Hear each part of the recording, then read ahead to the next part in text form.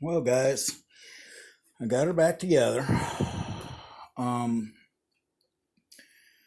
ended up using the like sheet metal screws on the top, and then on the bottom, I got the ones that got the nuts up underneath. Now, what I'll do is I'll take like some hot melt glue or some epoxy or something and pack that back part so it's good and stiff. Between the foam and the aluminum. But there's the backing plate part, and then the front plate with the new the new steering arm installed. So yeah, guys, the biggest thing I can't stress enough is make sure you get all of your holes lined up, because a couple of mine were off, and man, I had to fight it.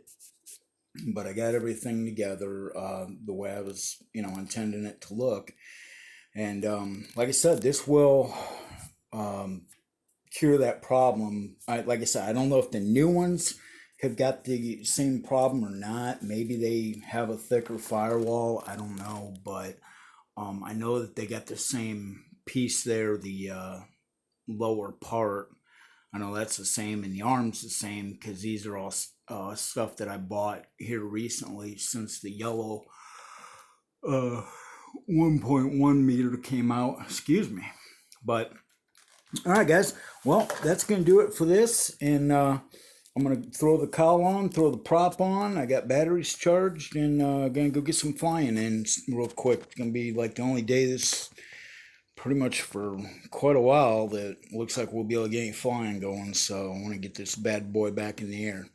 So thanks for watching, and please subscribe and like and comment. And like I said, hopefully this will help you guys with your Parkzone and slash E-flite T-28s, because this is a very common problem, and this my solution to fixing it, and I have never had a problem with one after I've done this.